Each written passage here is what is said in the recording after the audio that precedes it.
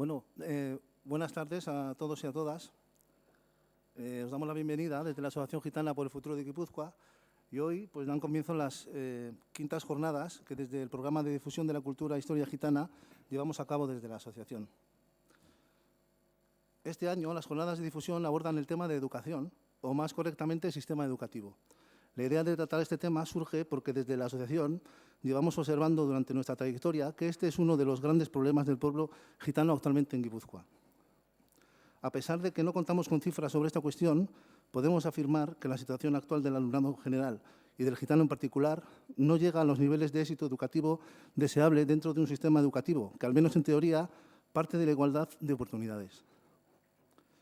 Desde la asociación entendemos que el alumnado gitano no es en ningún caso el problema, sino que el problema estará en todo caso dentro de las instituciones y entidades que no estamos sabiendo abordar esta cuestión.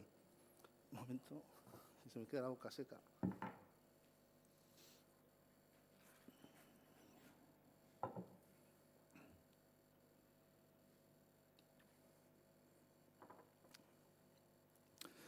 Desde nuestra asociación entendemos que el fracaso educativo en el alumnado gitano es un problema social y en ningún caso un fracaso individual.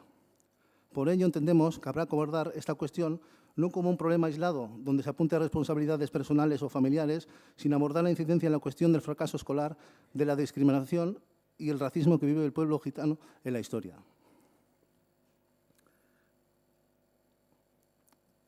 El programa se va a hacer así. Durante 2 días nos van a visitar, hoy concretamente tenemos a Ramón Flecha. El miércoles 11 tendremos a una representante de la Asociación de Mujeres Gitanas, Dron Cotar Mestipén, y a Pascual Borja, de Gaula Chodrón. Hoy contamos con Ramón Flecha, catedrático de Sociología de la Universidad de Barcelona, doctor honoris causa por la West University of Timisoara y fundador del CREA, Centro de Investigación en Teorías y Prácticas Superadoras de Desigualdades. Algunas de sus principales contribuciones tienen que ver con las comunidades de aprendizaje y el aprendizaje dialógico. En esta ponencia realizará un recorrido sobre la situación del alumnado gitano en el contexto de las comunidades de aprendizaje. Iniciativa que supone una oportunidad para afrontar estas cuestiones de otra manera, siempre y cuando se aborde la cuestión del racismo en su vertiente moderna y posmoderna, creando un espacio educativo donde el principio de igualdad de oportunidades sea una realidad. Sin más, os dejo con el catedrático. Bien, muchas gracias. Primero por la invitación a participar de este importantísimo tema con vosotras y vosotros, pero también gracias por la labor que la asociación está haciendo en Guipúzcoa en un tema clave. Sabéis que la Unión Europea ya hace tiempo que hizo una declaración diciendo que el tercer pueblo más marginado de Europa era el pueblo judío, el segundo era la comunidad musulmana y el primero, el más marginado, el más excluido de toda Europa es el pueblo gitano. Por lo tanto, trabajar con y del brazo del pueblo gitano es una tarea imprescindible para toda persona, profesional o no, que crea en los derechos humanos, ¿no? Porque no hacerlo sería realmente estar retrocediendo mucho y estar reconociendo pues, que no todos los seres humanos tienen los mismos derechos.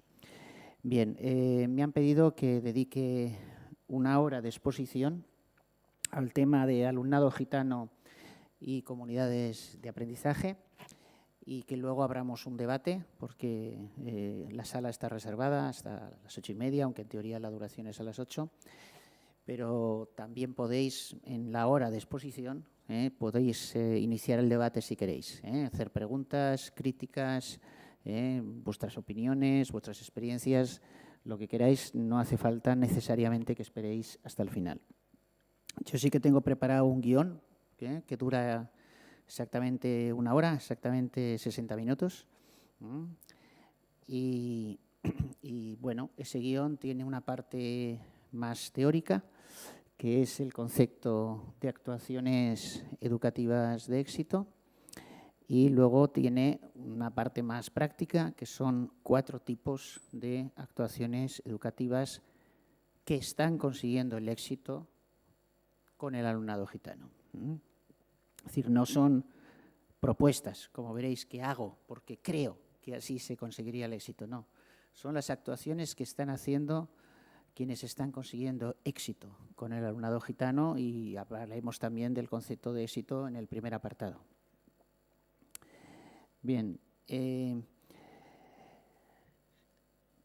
por 2 veces el Parlamento Europeo, la sede, se ha llenado para hablar de educación, y las 2 veces, aunque de diferente manera, que no viene al caso explicar, pero se ha centrado en torno al concepto de actuaciones educativas de éxito. Y después vamos a hablar de éxito en el pueblo gitano, ¿qué significa? De momento lo pospongo a después. Pero tal como se explica en Bruselas, las actuaciones educativas de éxito significan realizar el derecho a la educación de las niñas y niños de toda Europa.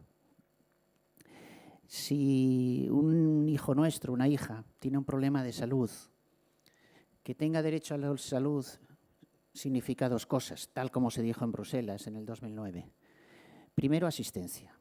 Primero tiene que tener derecho de asistir a un centro de salud. Pero segunda dimensión es que tenga derecho a que en ese centro de salud se le dé el tratamiento, y ahora viene la clave. ¿Qué tratamiento? El que, según las evidencias científicas internacionales, da los mejores resultados. En Bruselas se dijo en el 2009 que había algunos Estados miembros de Europa, y uno era el español, en el que no existe el derecho a la educación, porque existe derecho de asistencia, pero algunos sectores sociales, y el pueblo gitano el que menos tiene, no tienen derecho a encontrarse con la forma de organización del aula, con la forma de relación entre familias, comunidad y profesorado, que las evidencias científicas internacionales han demostrado que dan los mejores resultados. Ese es el concepto de actuaciones educativas de éxito que se está investigando. Estáis pagando de vuestros impuestos una consejería, un ministerio de la Comisión Europea que se dedica solo a investigar y difundir estas evidencias científicas, y en concreto el proyecto Included es el único de ciencias sociales que está en la lista de las 10 mejores investigaciones europeas de los últimos tiempos. Y es precisamente el proyecto que ha hecho la última aclaración de las actuaciones educativas de éxito. A ver, en todos los centros educativos que se sustituye lo que se está haciendo ahora por estas actuaciones educativas de éxito, que voy a explicar en la segunda parte más práctica, en todos mejoran mucho los resultados de todos los chicos y chicas. En todos los que se aplican estas actuaciones de éxito, el alumnado gitano tiene éxito.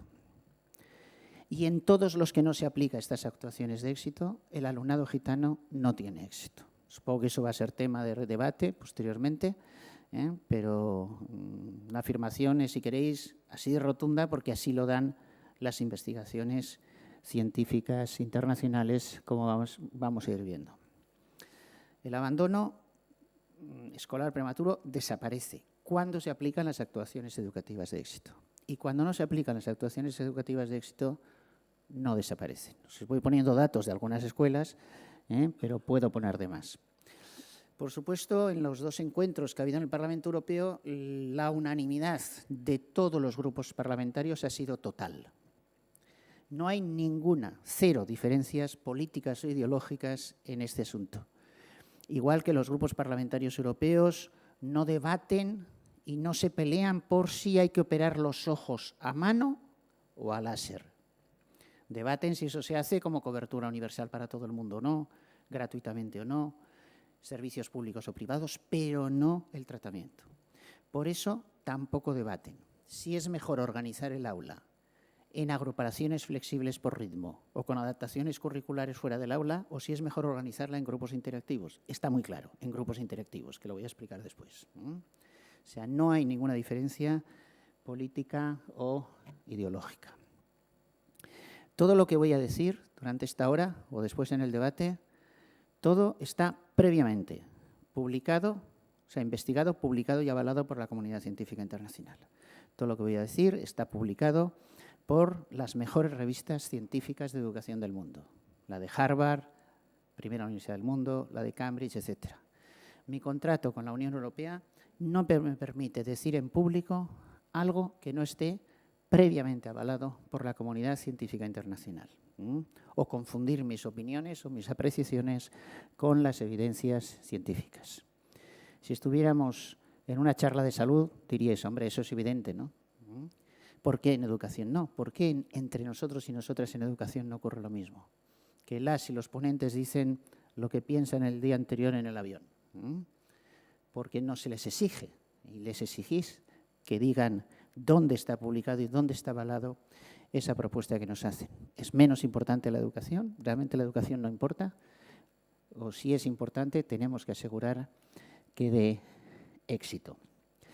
Desde el 2009, la Comisión Europea, el Consejo de Europa y el Parlamento Europeo, los tres grandes organismos de la Unión Europea, no paran de emitir comunicados, resoluciones, siempre por unanimidad, sin ninguna diferencia política e ideológica, pidiendo a todos los centros educativos de Europa, pero apuntan más a unos estados que a otros, apuntan más a Italia o a España que a otros, que ya todos sus niños y niñas, sin excepción, tienen derecho a las actuaciones educativas de éxito y tienen que estar dentro de todos los centros. Indudablemente son recomendaciones porque la Comisión Europea no tiene competencias educativas en los Estados miembros y no puede obligar, pero lo está emitiendo por todas partes. Está pidiendo que se transformen todos los centros educativos en comunidades de aprendizaje, como una de sus recomendaciones. Para eso es importante que quienes somos profesionales y quienes no lo sois, saber que la referencia de lo que es científico y no lo es, la referencia de lo que da buenos resultados y lo que da malos resultados, la única es la comunidad científica internacional. No es lo que dice la prensa, no es lo que dice la televisión, no es lo que dice un ponente muy divertido o un ponente interesante, no. Es las evidencias científicas internacionales. Si miráis por las ventanas de las facultades de medicina, no veréis que se está enseñando a los futuros médicos o médicas en función de lo que determinados recortes de prensa o documentales de la televisión dicen de las enfermedades, sino en base a las evidencias científicas internacionales. Si miráis por las ventanas de facultades de educación, veis que muy frecuentemente se está enseñando a las y los futuros profesionales o en la formación continua a los actuales profesionales en función de lo que dice la prensa o lo que dice la televisión. ¿Llevaríais a vuestro hijo o hija a un médico o médica que supierais que la información sobre salud la recoge de la prensa o la recoge de un documental de televisión? Ningún profesional, ninguna profesional del mundo basa la información sobre su ámbito profesional en algo que no sean las evidencias científicas internacionales.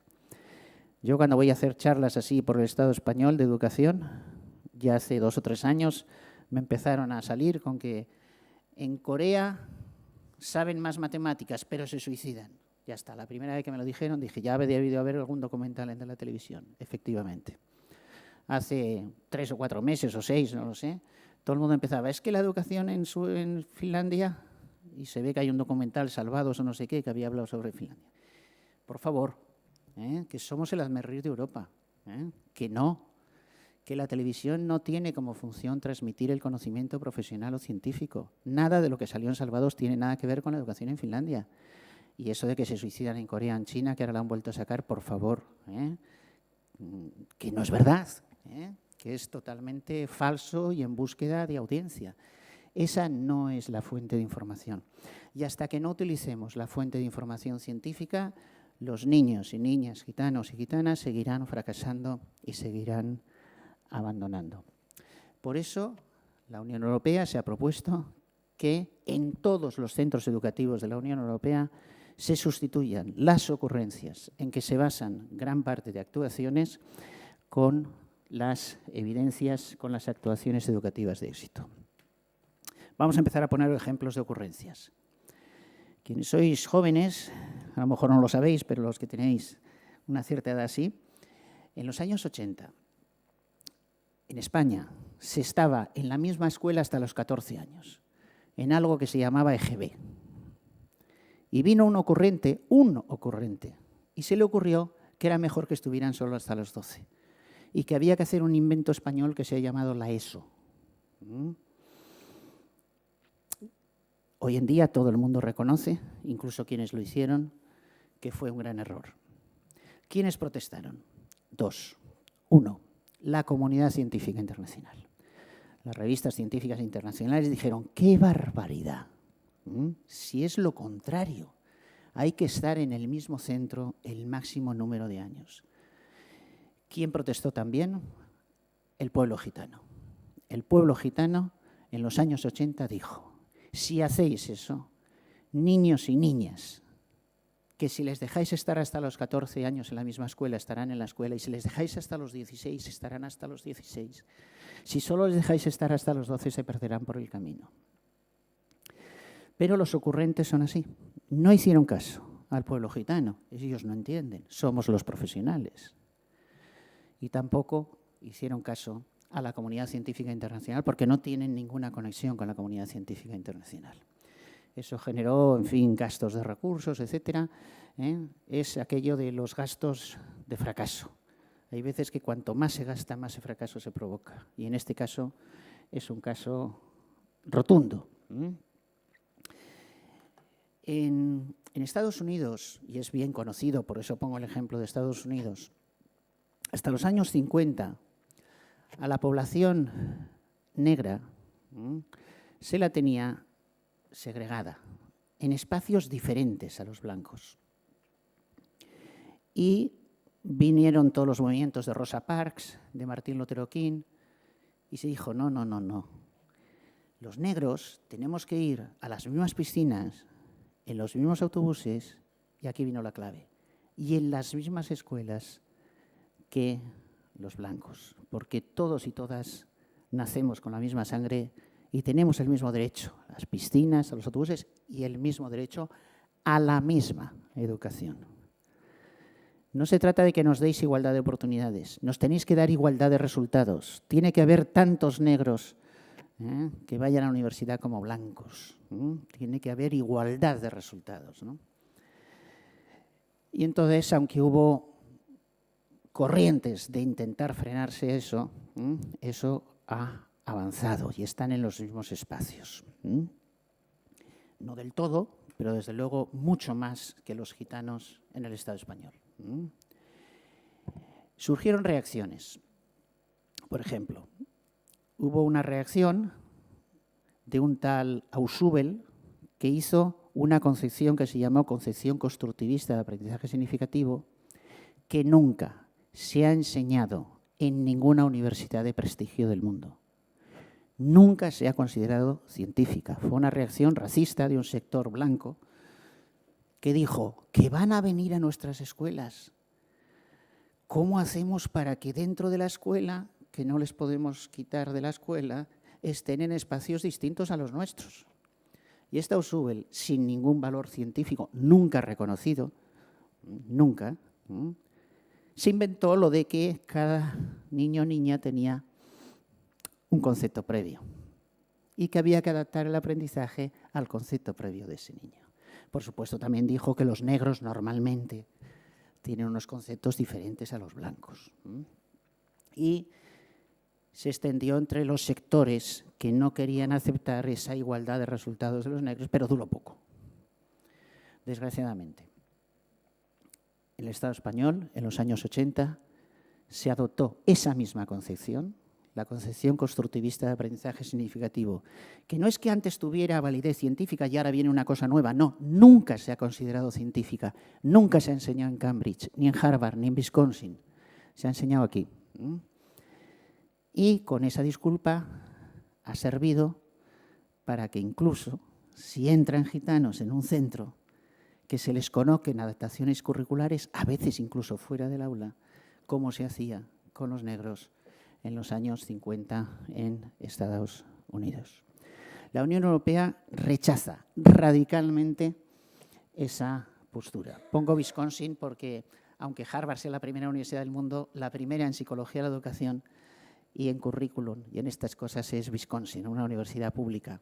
Y podéis comprobar cómo jamás se ha enseñado ahí a Ausubel o se ha enseñado la concepción constructivista de aprendizaje, digamos, significativo. Ausubel fue la concreción en educación del racismo posmoderno. En la sociedad industrial había un racismo moderno que se basaba en la idea de la desigualdad. Los blancos somos superiores a los negros, somos superiores a los gitanos, y entonces en la subordinación tenemos que estar por encima de ellos. Tienen que estar, y eso genera reacciones del nazismo ese antiguo, ¿no? Del nazismo, por ejemplo, de Hitler en El límite. En la sociedad de la información ese racismo ya prácticamente no existe. Pero existe un racismo mucho más profundo que es el posmoderno. El racismo posmoderno dice que no somos desiguales, que no somos superiores.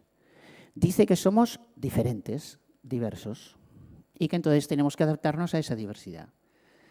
Y también la escuela, utilizo escuela porque eso de escuela, instituto, colegio, facultad, queda muy mal a nivel internacional. Son todo schools, escuela.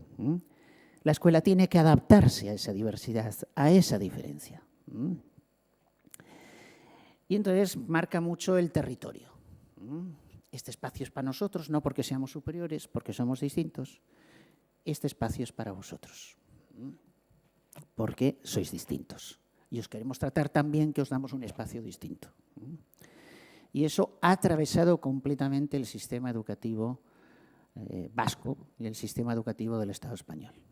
Hay un informe, al final he sacado esas diapositivas, pero las puedo volver a recuperar, que hizo el grupo que estudiaba en la Comisión Europea educación y exclusión social, vino aquí a Euskadi, estuvo viendo, incluso aquí en Guipúzcoa, estuvo viendo centros en Vizcaya, y tengo ahí las fotos y los datos, se escandalizó del nivel de segregación que hay en el sistema educativo general de todo el Estado español y por lo tanto también del vasco. Cómo están en diferentes, las adaptaciones curriculares fuera del aula, dentro del aula los grupos flexibles por ritmos, los más listos en un rincón, los menos listos en otros, etc. Está totalmente atravesado por esa segregación y al pueblo gitano le tocan los espacios más distintos.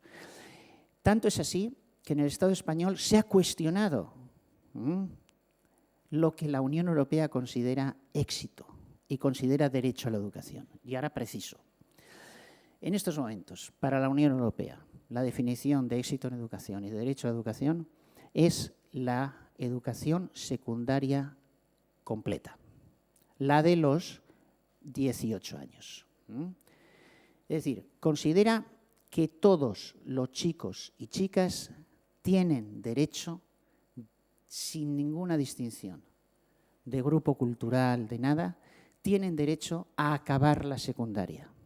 Acabar la secundaria no es la ESO de los 16 años. Se ha dicho que la ESO es un invento español.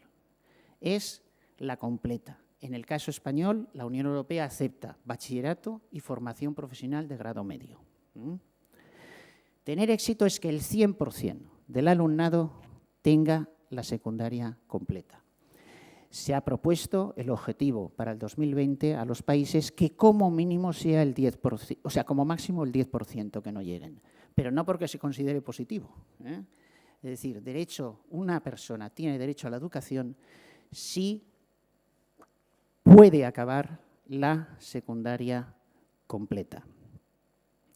En el Estado español, para el pueblo gitano, se ha llegado a considerar que incluso no acabar la ESO es éxito.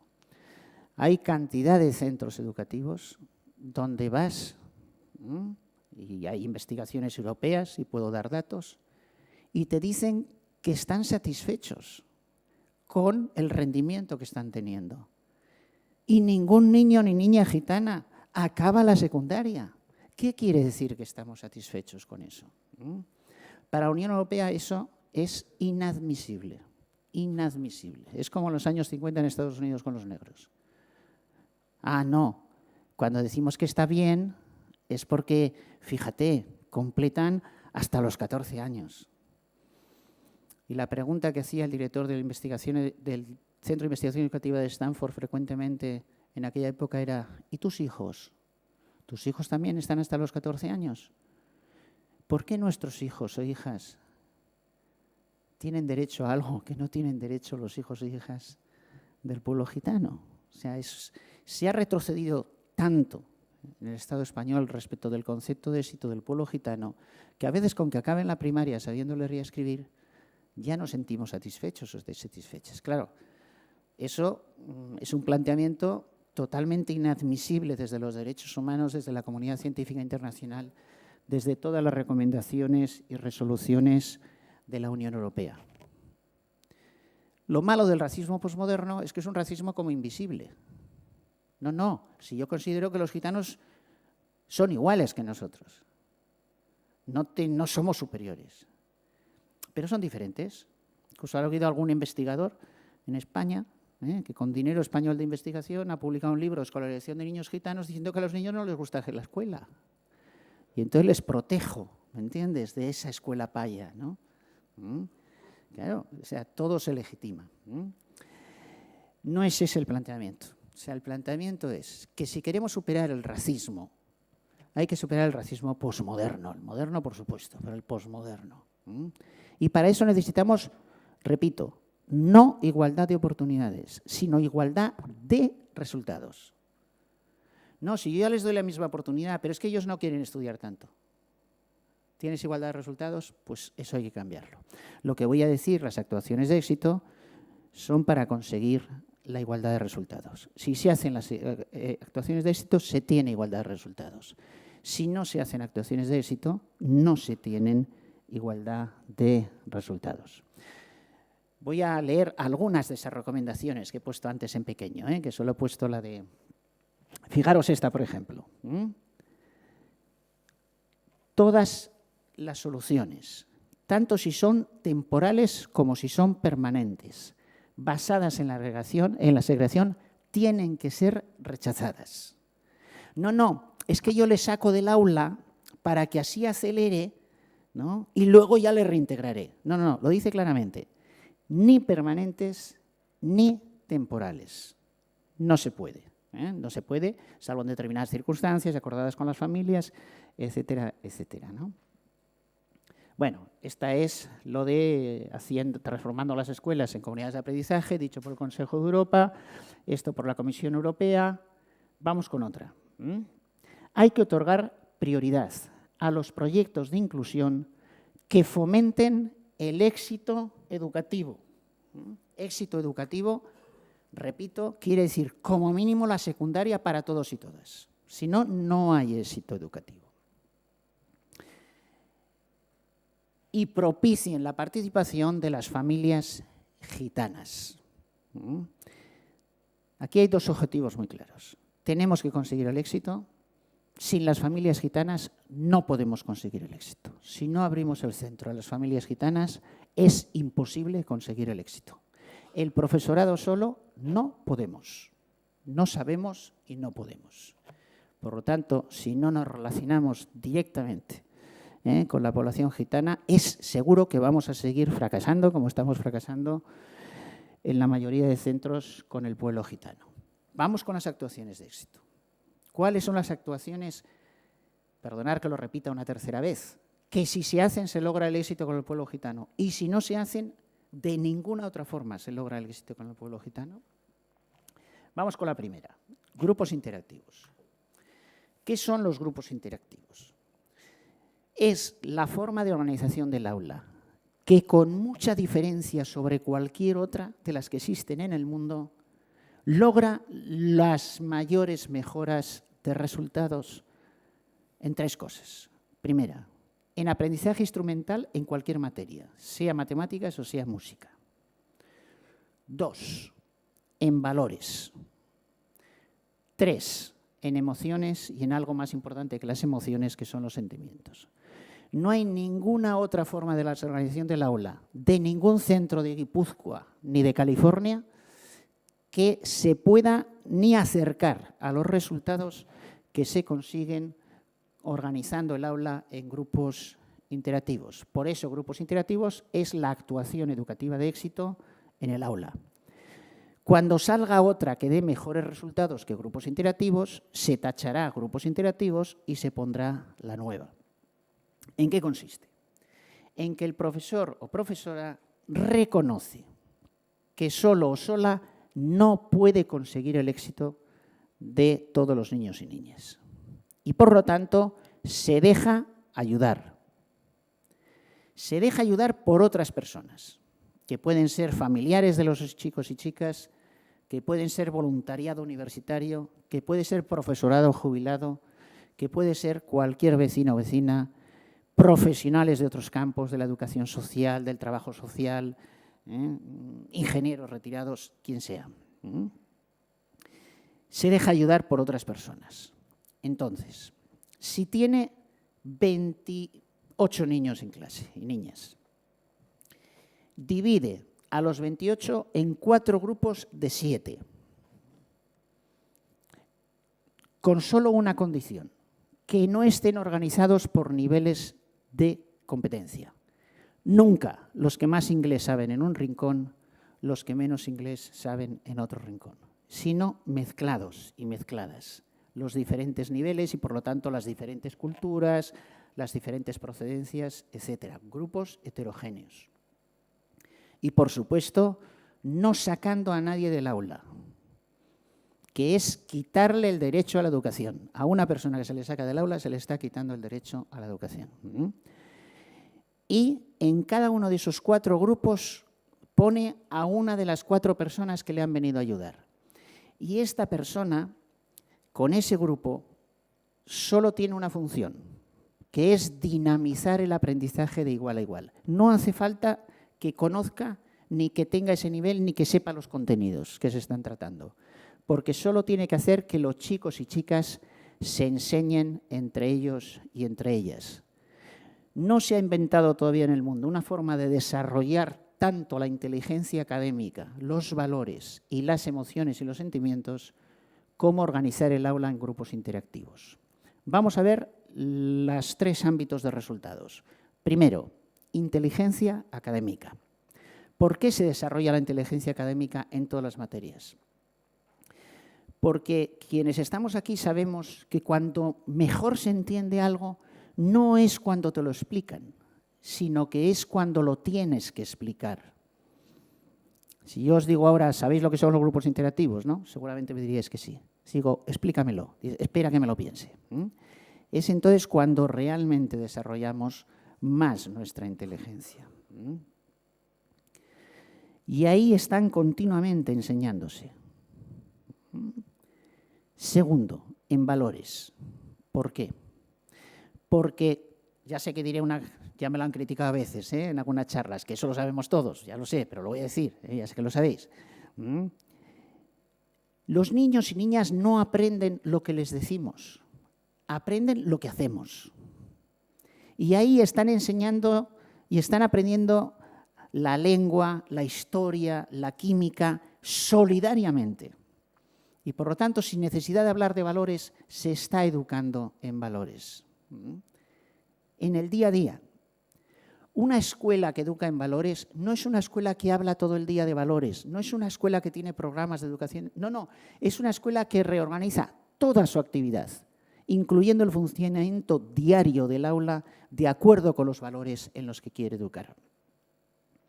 Si una escuela habla mucho de valores y de solidaridad y de no sé qué, y luego a los más pobres, y si son gitanos, fuera del aula hacer adaptaciones, o si no, dentro de los grupos de nivel más bajo dentro de la clase, lo que les está enseñando a los niños y niñas es que los valores son una hipocresía.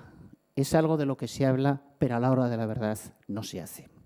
Si están todos los niños y niñas juntas en los mismos grupos, sin ninguna discriminación, aunque no se hable de valores, se está educando en valores. Vamos con el tercer ámbito, emociones y sentimientos.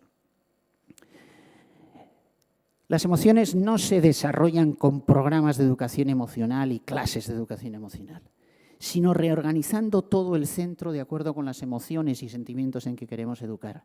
Ahí todos y todas están integrados e integradas. Nadie es marginado, se sienten integrados, integradas y están desarrollándose emocionalmente. Pero además están haciendo amigos y amigas. En los grupos interactivos se crea la amistad. Y la amistad es una de las cosas más importantes que hay profesional y personalmente en el mundo y desgraciadamente ahora más escasas.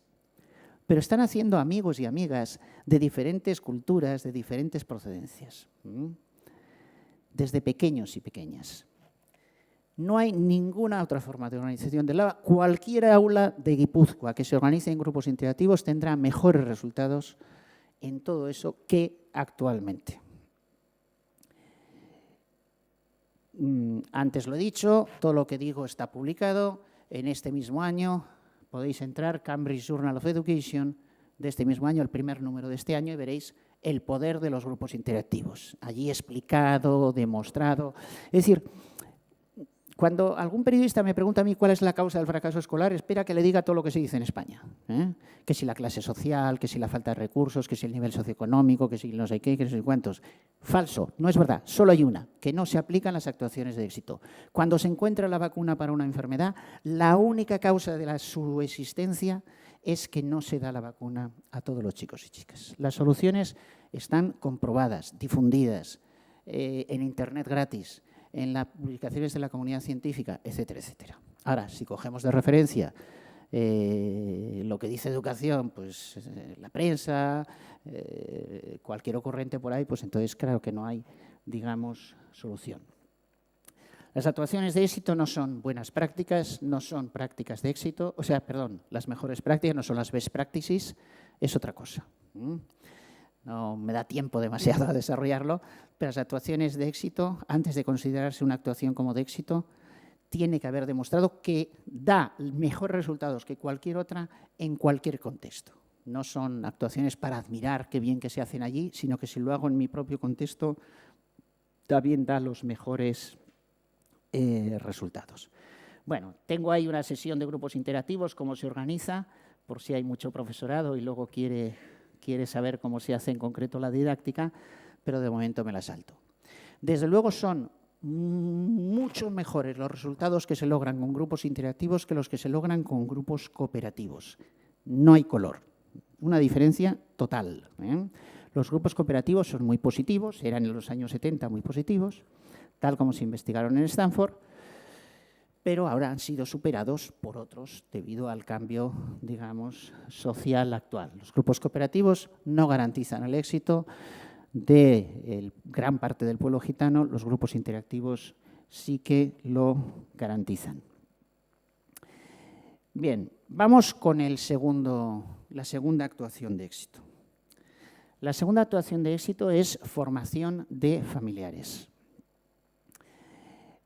Una ocurrencia que recorre el Estado español, suerte que ahora en la publicación de PISA de ahora no tanto, pero en la anterior publicación de PISA en el 2010 se extendió por todo y la prensa nos ha estado machacando 3 años con lo mismo. Todavía machaca ahora, que los resultados escolares dependen del nivel socioeconómico del alumnado, sus familias, y de la titulación de la madre o del padre, sobre todo de la madre. Se nos ha dicho eso y se nos ha dicho que eso lo dicen las estadísticas internacionales. Las dos cosas son falsas. Ni lo dicen las estadísticas internacionales, ni lo dicen, ni es cierto. No sé si aquí extenderme más o no, depende de… como no os veo a todas las caras, no sé las partes que os interesan más o menos, son los del principio. Pero, a ver, primero, no hay nada en una estadística internacional como PISA, nada que no lleve como mínimo 15 o 20 años publicado por la comunidad científica internacional.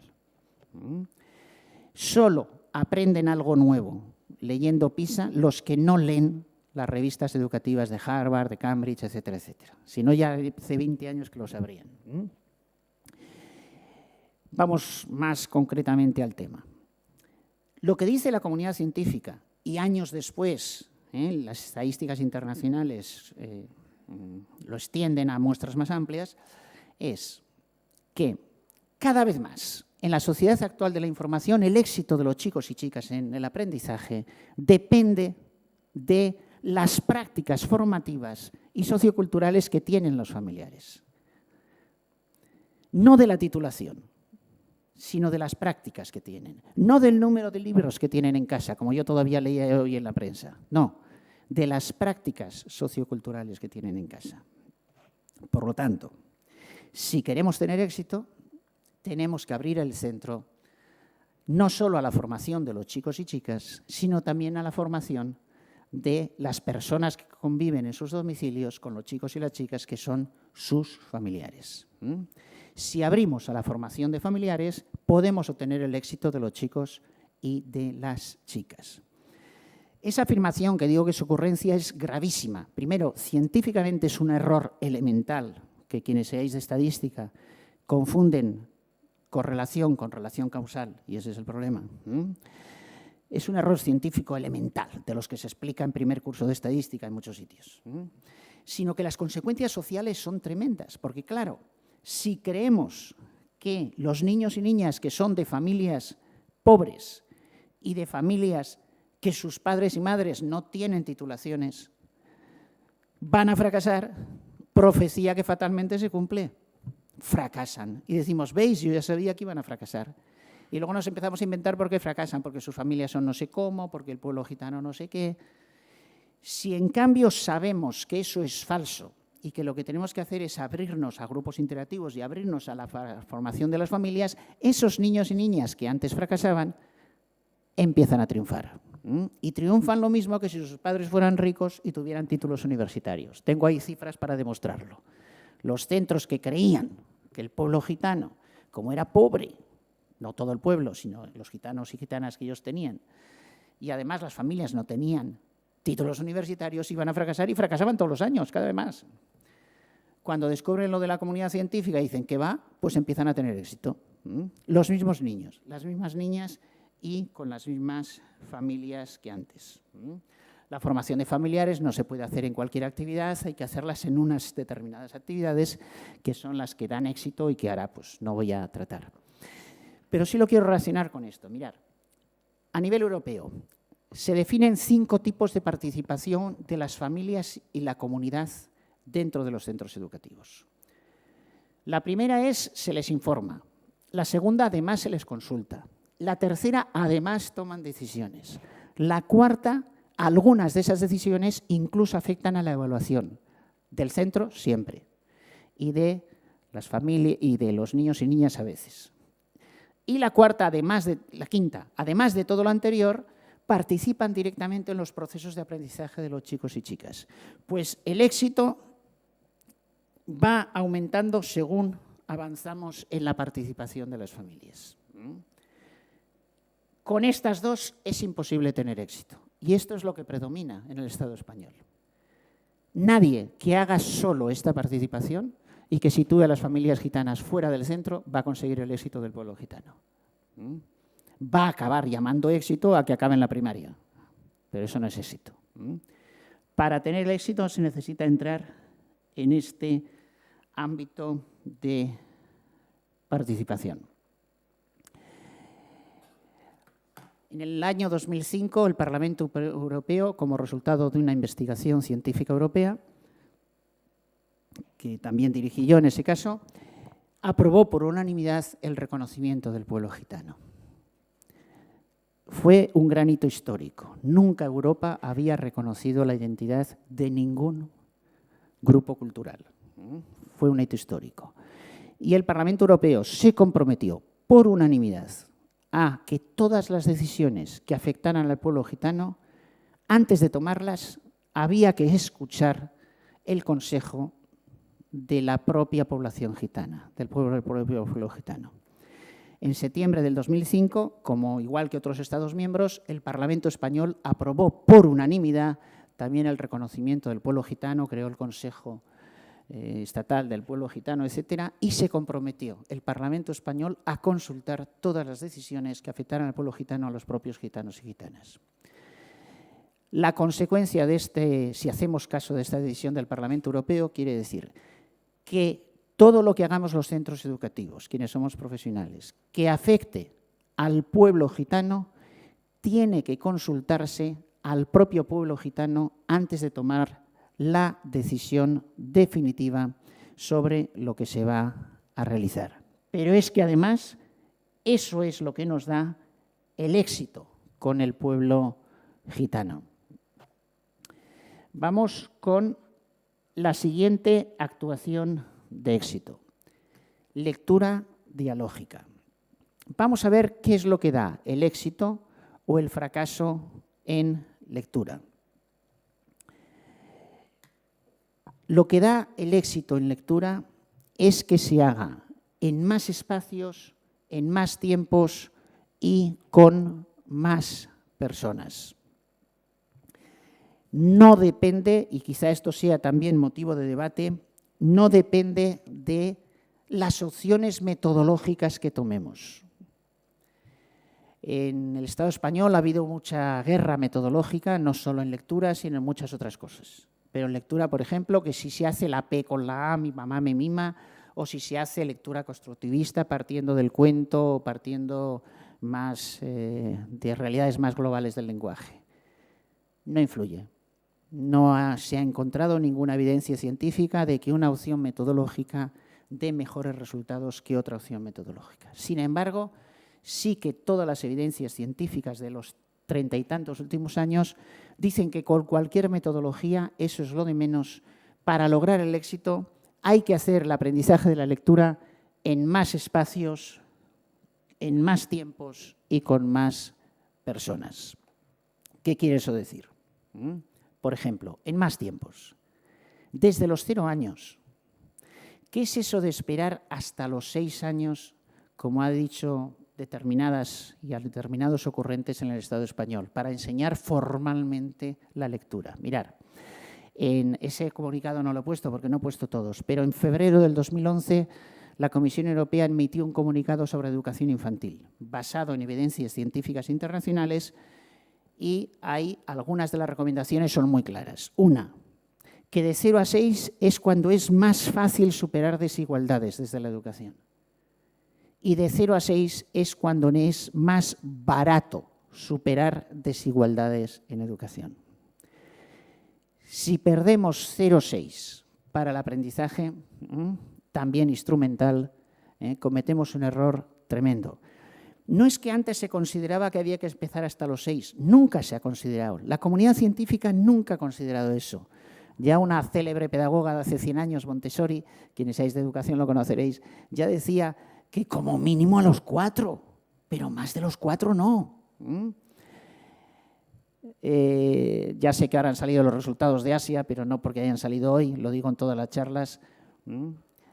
En Corea, en Hong Kong, están desde los 3 años haciendo olimpiadas matemáticas. A los 4 años saben leer y escribir. Yo también lo supe a los 4 años.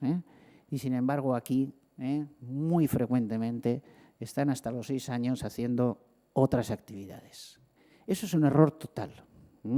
Y eso a mucha gente gitana le molesta muchísimo. Porque entienden que la escuela es para enseñar a leer y escribir. Y tienen razón. Y tienen razón. ¿Qué es eso de esperar? Si se espera, se garantiza ya el fracaso de mucha gente. Hay que hacerlo desde los 0 años. Y tiene que ser una prioridad hasta los 18 años. En todas las asignaturas, incluida educación física, la lectura de todos los lenguajes tiene que ser una prioridad de ir todos y todas a la una, de 0 a 18 años. Eso es en más tiempos. Con más personas, ya habéis visto, incluso personas voluntarias en los grupos interactivos, etcétera, etcétera. Y en más espacios. Lectura en casa, lectura en los centros de tiempo libre, lectura en fines de semana, lectura por todas partes, en las bibliotecas, organizar. ¿Qué es eso de dividir tanto entre escuela y ocio? Como que los espacios fuera del horario tradicional de la escuela no puedan ser también espacios de aprendizaje. Y con los mejores libros de la literatura universal. Vamos a ya la cuarta actuación de éxito, que la haré, es larga, pero la haré más breve por problemas de tiempo para que haya suficiente tiempo para las preguntas. y también para cumplir lo de la hora. A ver, mirar. Los sitios, o sea, las actuaciones que logran éxito en convivencia, por resumir, se basan en el diálogo. O sea, como dicen algunos sociólogos, Giddens, etcétera, solo hay dos formas de resolver las relaciones humanas, o por diálogo o por el poder. No hay ninguna otra manera. Y el poder puede ser físico, imponerse por la violencia física, o puede ser simbólico, o imponerse por la violencia simbólica. Como yo soy profesor, como yo soy psicopedagoga, como yo soy no sé qué, yo tengo la razón. Esa es una incluso violencia simbólica, llaman los sociólogos. Quizás es un poco fuerte poner violencia, pero en todo caso es poder simbólico. No hay más formas de resolver las cuestiones. Pues en educación y con el pueblo gitano se ha logrado la mejora de la convivencia. Donde mejor se ha logrado es a través del diálogo. Lo del poder simbólico no funciona, no sirve para garantizar la convivencia. Y os pongo un ejemplo extremo que ha sido bastante estudiado por parte de la Comisión Europea y también publicado en las mejores revistas. El barrio y la escuela más conflictiva y de más fracaso y más abandono de toda España era, en junio del 2006, que entonces se llamaba el Colegio San Juan. Está en un barrio que se llama La Milagrosa, bueno, también hay otro barrio al lado, La Estrella, de Albacete, del municipio de Albacete, un poco separado unos cuantos cientos de metros.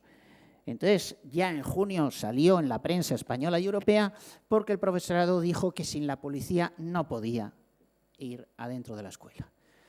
La policía intentó, ¿no?, un día entrar y no pudo, y entonces ya no se atrevieron a volver a ir. ¿Qué hacemos con eso? ¿Tiene solución?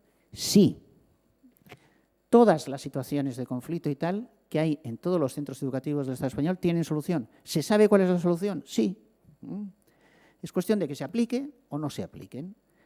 ¿Qué se hizo en ese caso? Se dijo, hay que meter las actuaciones de éxito.